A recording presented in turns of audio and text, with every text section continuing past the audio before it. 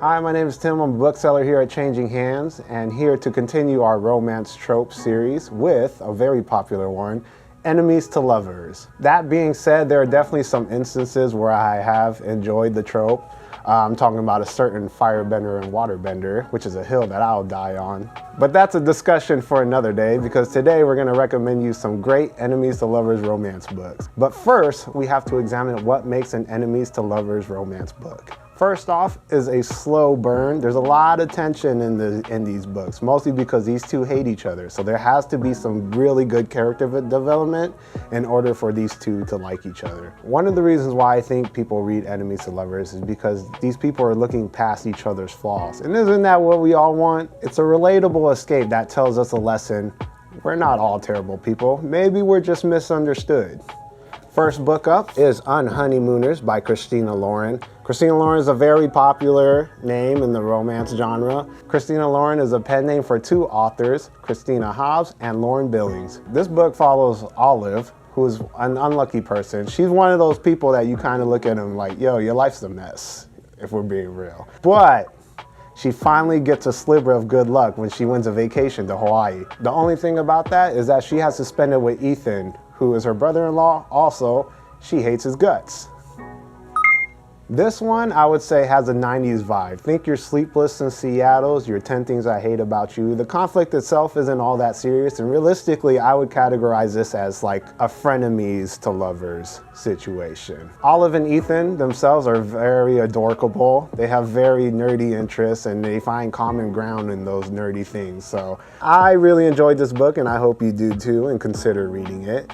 The next one we have on our list is The Worst Best Man by Mia Sosa. This one follows Carolina, who was left at the altar by her fiance, and she takes this about as well as you can expect. She's pissed off. A few years later, she is offered a job at her ex-fiance's company. Also, another one is that she has to work with her ex-fiance's brother, who was the one that convinced him to not marry her. So as you see, there's a lot of tea in this one for sure. So Carolina Santos, she's the badass protagonist of this story. She's cool, she's independent, she has her job, she don't need no man, you know what I'm saying? And then we have Max, who's a sweetheart, but he's a very insecure guy, and that doesn't lead to very great decisions. If I were to describe this book in one word, it would definitely be genuine. I learned a lot about Brazilian culture because the protagonist herself, Carolina, is Brazilian American. Also, Mia Sosa is Brazilian American, so if you have that on your reading list, you could cross that off. So as you can tell, these two are going to be in close proximity together, and the tensions do fly. I love reading about the Brazilian culture, the food. It talks about capoeira and the interactions between the family, because at the end of the day, this is a story about a first-generation American. As a first-generation American, I definitely relate to a lot of things in this book, and I hope some of you out there will too. Next one, I would say out of the three, this is probably my favorite one, The X Talk by Rachel Lynn Solomon. Rachel is a very successful YA author who is making her adult debut with The X Talk, and it's a romance that revolves around the thrilling world of public radio.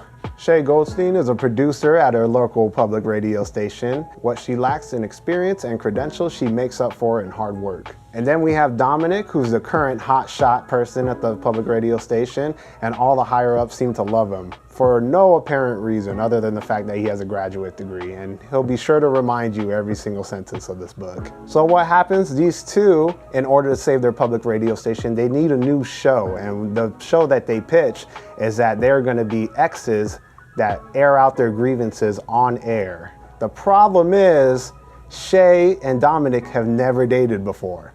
I think what I like about this one is that the characters feel real in this one. They are in their 20s, so it is a millennial kind of love story. These characters feel raw. They have the same struggles as anybody else. They feel lonely, they feel isolated. They're dating in a social media era where everybody's just swiping left and right and doing all that. And it has a very actual positive commentary on breakups and how it doesn't always have to be as bad as we all make it out to be. It could definitely be more of a healing process.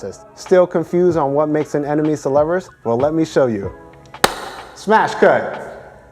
So this is our plot chart. We have E for enemies, we have the L for lovers. This is our starting point and this is our finishing point. We have a negative right here for their relationship. If it's anything in the negative, that means it's bad. If there's anything in the positive, obviously that means it's good. In enemies to lovers, we typically start right here at the bottom because they hate each other, right? They got to start off hating each other. They don't like each other at all. They start their relationship slash friendship, whatever you want to call it, and then it goes up and it's going pretty good, right? But then stuff happens and the world doesn't want them to be together and it goes back down. But then love conquers all and it goes back up again. And that's what it is right there. So if you're like me and venturing into enemies to lovers territory for the first time, I think these are some great picks to get you started. So if any of these books capture your attention, consider grabbing them at changinghands.com or locally.